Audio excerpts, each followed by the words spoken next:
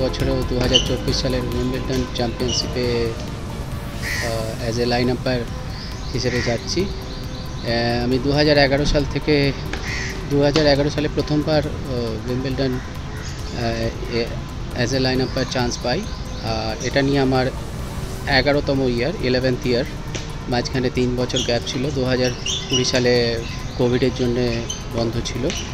তো এটা আমার 11তম Wimbledon as a line umpire. তো আমার সত্যি ভালো লাগছে অ্যাজ এ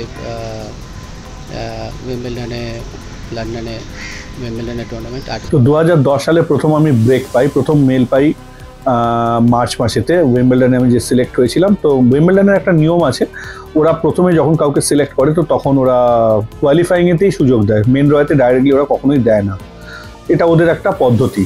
তো আমি অনেক এরকম আম্পায়ারকে জানি যারা দীর্ঘ 7 বছর, 8 বছর, 10 বছর ধরে শুধু কোয়ালিফাইংয়েই কাজ করেছে, কিন্তু মেন ড্রতে তারা সুযোগই পায়নি।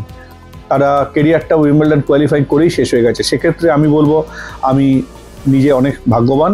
আমি 2010 সালে প্রথম কোয়ালিফাইংয়ে চান্স পাই। 2011 সালেতেও প্রথমে ওরা আমাকে নির্বাচিত করে কোয়ালিফায়ার হিসেবে, মানে কোয়ালিফাইংয়ে কাজ করার জন্য।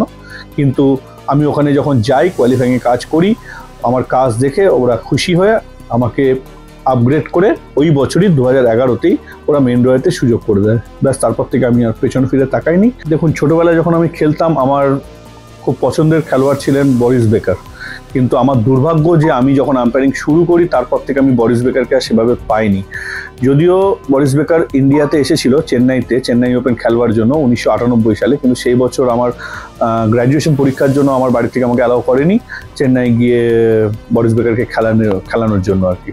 তো আমি তাও মনে মনে ঠিক করেছিলাম যে আমি গ্র্যাজুয়েশনের পরীক্ষাটা পরের বছর দেবো, অন্তত সেই বছরটা বরিস বেকারকে খেলিয়ে আসবো। কিন্তু বাড়ি থেকে বাবা একেবারেই পারমিশন দেয়নি।